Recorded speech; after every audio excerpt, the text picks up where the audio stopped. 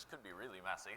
But anyway, James has been talking a lot about money, and James says in chapter 5, in verse 1, I believe, he says, "Come now, you rich, weep and howl for the miseries that are coming upon you." He says that you should be sorrowful. He's really talking about how, if you lay up this earthly treasure, that it's just going to be this painful thing that happens when the Lord returns. He's like, you should weep and howl for the miseries that come upon you. He says that your riches have rotted and your garments are moth-eaten. He says that your gold and silver have corrupted and their corrosion will be evidence against you. And he's saying, we're talking this morning a lot about evidence and looking at clues for, like the book of James is like it's 101 ways to die. It's 101 ways to actually examine the evidence of your life and be like, is my faith, is it really adding up to real faith? Is this the sort of things and the sort of lifestyle that real faith would live? And he says, as we're looking at these evidences, we're going to continue looking at evidence based on how you treat people, and especially in financial ways, how you, whether you live a life in greed or whether you live a life that is open and giving and more of a free-flowing, that you love other people like you would love yourself. And, we're looking at these evidence, and he says that your gold and silver is corroded, and that corrosion is going to be evidence against you. It's like strike one, that you have lived for yourself, and it's like if you were to stand in a court of law, it would be evidence against you. And he says that, and if oh my goodness, there's my notes. My goodness, what on earth? He says that this corrosion is going to be evidence against you. And he says it's because of this. He says that it will eat your flesh like fire because you have laid up treasure in the last days. And he says that it's like the evidence that stacks against you when you stand before God. And it's like look at what you did and look at what you have. All of the things that you collected for yourself and that you hoarded up, it's like it's all going to be crying out to God like, look at how he lived. Look at the self-indulgent life that he carried out. Like, this is all bad. It's like all of the things that you built and added up in your life, they're like tattling on you. They're telling the truth about what was really important to you. It's like it's going to stand out and be like, yeah, look at what he lived for. This is the evidence. We are the evidence. We are the things that they gathered. And it's just a really condemning thing that when you stand before God, what you did with your money and your finances and how you lived. And so as I think about this, I was thinking of this illustration. And this is maybe a figure that God gives us all in our life, $500,000, okay? And he says, there's two investments that you could choose from to invest this money in, just the money that I give you and bless you with. And he says one of them, this is just an illustration, this is obviously not a real thing, but he says one of them, the first investment is just for this heavenly reward, this heavenly treasure, and this investment, this stock that you can invest in is called the hurting, the needy, those around you who are suffering, and this investment it's owned by the Lord of Heaven Incorporated. And then there's this other investment, and this other investment is it's called all of the things that you want, the things that it's called. Let's call it. For you women, let's call it home goods. And for us men, we'll call it farm and home. But it's all of the things that you want for yourself, right? It's whether it's home goods, whether it's food, like rich food, or whether it's like farming or guns or whatever it may be, the things that you want for your personal life that you would gather for yourself. And Jesus tells you that this stock will completely crash and it will be absolutely worthless. He told us, as James said, that your gold and silver has corroded and the corrosion will be evidence against you, that your garments are moth-eaten and corroded. And Jesus said, do not lay up treasure on earth where gold and rust corrupt and thieves break in and steal. Don't invest in that stock. And Jesus told us very clearly, don't go heavy into those earthly things. He told us very clearly. Now, why, I'm asking myself, are the reasons that you would invest 98% of all you have into this stock that will crash, that we know will crash? What goes through our head that makes us invest earthly as opposed to heavenly? And I was thinking two of the main things I thought of was, number one, it could be that you think to yourself, what if heaven doesn't exist? And what if God is wrong? What if there will not be 100-fold reward for what I lay up in heaven? What if it's all wrong if I hedge my bets and live 95% for me right now in the moment? I cannot lose, because heaven will be great anyway, right? Heaven will be good, so I'm just going to put everything into the here and now for me, because if I'm wrong and there is no great reward in heaven, if it wasn't worth living for God, then at least I lived for myself. So it's like there's this risk of putting it into something that is unseen, and it's a scary thought, because you're like, well, if I'm wrong, I'd rather live for myself because I can hardly go wrong with that. But as we think of this, as great as heaven will be, Paul does tell us that some will enter heaven as if only through fire, like they came into heaven smoking with nothing, like they lived everything for earthly things. And it is something that we should be thinking about as laying up treasure in heaven. And then here's the other answer I thought of, and this answer really applies to our text today about how we care and live for other people. And this thought is that you literally are more concerned about yourself than other people, that you are number one in your life, that you would rather live for yourself than live for other people, that you would rather further yourself and raise yourself up, and you're less concerned about the people around you. And although that may not sound all that bad or sinful right off, James is going to make it pretty clear that we are to love our neighbor as ourselves, that we are to value other people as equal to us, which is a mind-blowing thought that I really think you're going to see that this is more important than we actually think it is. And this is truly the way that God would have us to live, that we live for the people around us, that we see the people around us as valuable as ourselves, which changes the way that we live with our finances and our money and our life. So as we think about what we should live for, and we're thinking of this heavenly stock, as I have called it, remember what James said in 1:17. He says, religion that is pure and undefiled before God the Father is this, to visit widows and orphans in their affliction and to keep oneself unstained from the world. James is like, this is what it is to live for God. Like, in true Christianity is to be visiting widows and orphans and people who are suffering, and to be pouring yourself out in love to the people around you, that you're like, these are the people that matter around me. Instead of being inward focused, you're focusing out there on those people around you. This is what true religion is. This is a walk with God. This is what, like, the core of our Christianity, that this is our view and our vision, that we're seeing the world in this fashion. This is what it should be. And remember, he said in 2:8, he says, if you really fulfill the royal law according to Scripture, you shall love your neighbor as yourself.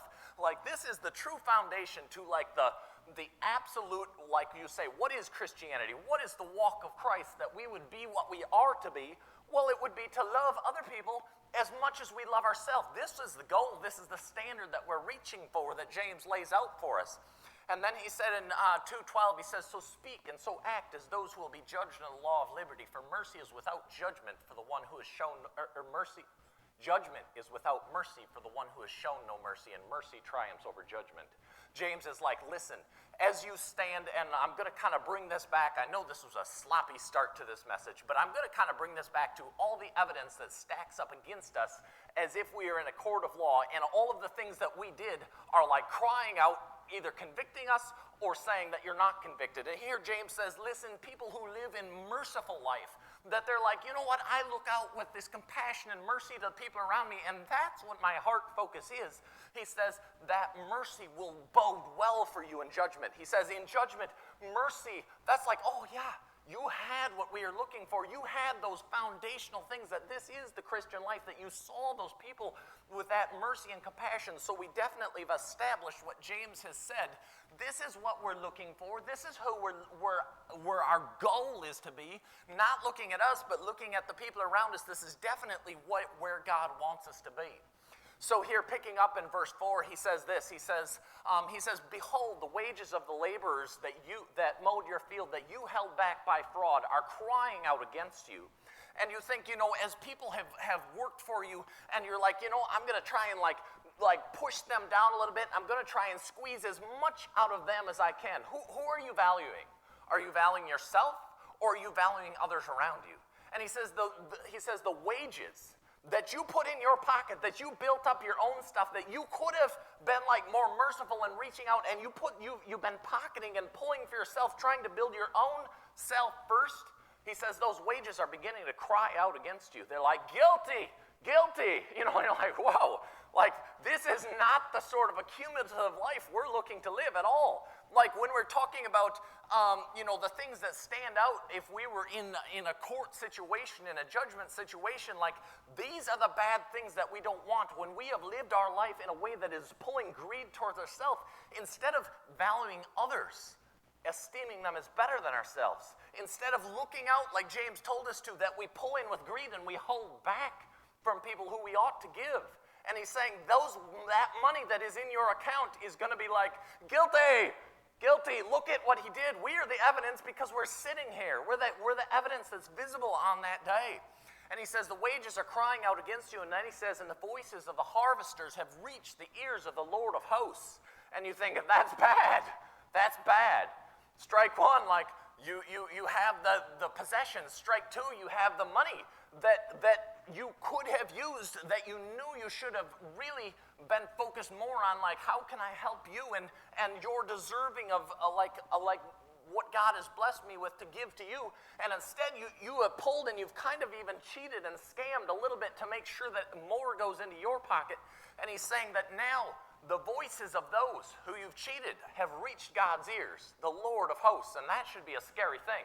I remember when I was little, I would be kind of getting in a scuffle with one of my siblings.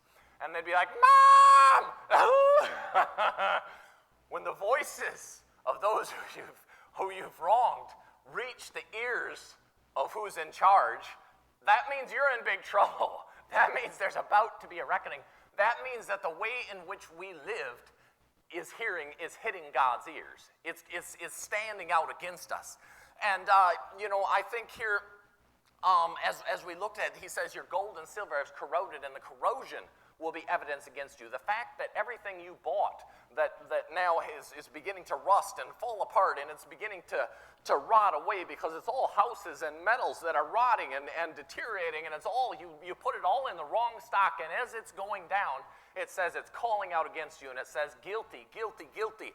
It says that the wages that you held back, that you could have lived more for other people, and you could have been more giving, and you don't have to have harvesters that work for you. This could be in any form of your life where you're like, you know what, I know in my heart of hearts that this is something I should be helping with, and this is something I should be giving to, and you're just like, I'll just keep it for myself. And in that greed, that money is crying out against you, and then the voices of those who you've held back from are all crying out against you, and it's all adding up into an evidence that is strongly against us. And, I think, once again, this all comes down to, do we love other people or do we love ourselves? Do we have the core of Christianity, which is to love your neighbor as yourself, to be in pure religion, to be looking out to widows and orphans and afflicted people, that are we truly just focused on ourselves? And I think here in verse 5 it says this. He says, you have lived on the earth in luxury and self-indulgence. And he says, you have fattened your hearts in a day of slaughter. And I think, when it says you have lived on the earth in luxury and self-indulgence, you were the most important thing in your life. You literally live for you. You were your focus. You were like, I want for me, and what does that show? I can't express to you how big this is. This is huge. This is mega. I just don't know how I can bring this across with how much of the Bible leans on this, that truly to be recognized as a follower of Christ is those who love others, is those who have turned from self-indulgence to see like Christ did, like to live like Christ did. Christ lived in a fully sacrificial manner that he didn't build up for himself. He looked out to people around us, and that this is our goal. And I think that most of us don't really see it as wrong to live for ourselves. And we don't, this is why I tell you, a lot of us say, oh, well, so what? I invested 99% of all I had in the self-indulgence stock. So what? I've done no sin. But I just want you to see how strongly James brings this across. It's like strike 1, strike 2, strike 3, strike 4, and strike 5 coming through really hard. And listen to what he says when he says this, that you have lived your life in luxury and self-indulgence, and you have fattened your hearts in a day of slaughter. What does that mean? Like, when you have built everything up for you on a day of slaughter, that doesn't sound good. It's like when you fatten an animal for butcher, and I hope this doesn't really throw your focus here as we come to a close, but Now, I remember this poem when I was little. I don't remember it. I just remember parts of it. But I remember it was about this turkey. And it was Thanksgiving was coming, and this turkey was talking about all the other turkeys in the pen. And he says, while they were all, stuffing their face, I was up in my room watching Jenny Craig tapes or something, and like Thanksgiving comes, and this turkey's so thin that it survives. And the end of the poem, I don't remember how it goes, but at the end of the poem, he's the farmer's wife's pet, and he's sitting on her lap on the porch as she's smiling and humming, and he's eating, thinking how great he is, and it says she's smiling and humming, and she looks down at me and says, "Christmas is coming." And but whenever if God accuses you of fattening yourself for a day of slaughter, when you have lived in luxury and self-indulgence, what do you think he's saying? He's saying you have prepped yourself for slaughter. Like, that's bad. I mean, I know that faith is faith and is pure grace and is pure through trust and is not of our own works, but these are strong evidences that stand against us. Like, if we have all of these things standing up to say, you know what? You were most important to you, and you invested mostly in you, and you lived for you. The things that you did and the things that you spent and the things that you focused on, it all came back to you. And you fatten yourself up for a day of slaughter.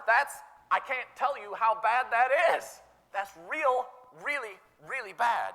And as we close here, he says this in verse 6, he says, "You have condemned and murdered the righteous one. He does not resist you." And he says you trampled those in your way. You just ran them over. Whether or not they meant any harm to you, you just pushed down the people beside you in order that you would come through shining as the one who had the most possessions on the day of slaughter. That's not good. You just run them over because you focused on you. You were looking to you. And as we look at this, I hope now I finally brought some sort of direction to this message. I feel bad for how we started, but I feel like now hopefully you're seeing what I'm saying. What did you do with the blessings he gave you, and who did you focus on? What stock did you put it in? And I think of what James said in 4:17. He says, "Whoever knows what is right and does it not, to him it is sin." And I think a lot of us are thinking, so what? I invested in good home goods, guns, house, land, equipment, sort of stock. Who cares? Because whatever. But if you know in your heart of hearts that there are things that you really ought to have done with it, you're living in sin. He says the one who knows what is right and it's weighing on your heart, you know you're investing in the wrong stock and it's burning at you, but you say, oh, it's just never the right day. It's never the right time. I don't know if they really need it. Maybe next month would be a better time to be giving. And you know what is right, and you don't do it, and to you it is sin. Because you didn't look to the hurting, you didn't look to the needy, you didn't look to those around you, you didn't value them like you value you. You valued you above them, and it's quite obvious by the way you lived. Like the evidence stacks against you at the end of the day. This all adds up. At the end of time, you look at you and you look at them, you say, did I love them as myself? Did I love them as myself? Well, if I did, why did I invest in me? Obviously, I did not have a love for them. I did not have religion that was pure and undefiled before God the Father. I chose to put it in the stock that will burn. And when it burns, it will be evidence against me. It will be condemning against me because I obviously cared more about me than about the things that God had told me to care about. It's quite obvious. It's like at the end of time, they all began to yell and scream against you, saying, look at me. Look at me. Look at the evidence. Look at Look at the money. Look at the laborers. Look at the things that you have. Look at the possessions. They all began to cry out against you. Guilty, guilty, guilty. That's a bad thing. That is a bad thing. And I just think I hope somehow I brought this across in this very sloppy way. But, I think, just patience, care, love, concern for the people around us, that we value them as we value ourselves, and that it is their success is as important as ours, that the people around us we value as we esteem others as greater than ourselves, and at the end of time, it will be quite obvious how you lived based on what you did with your life. So let's just go ahead and close in a word of prayer this morning. Our God and Father, I just thank you for your word, and I just pray that you just help it to just to come through to us, no matter how poorly I manage to deliver it, Lord.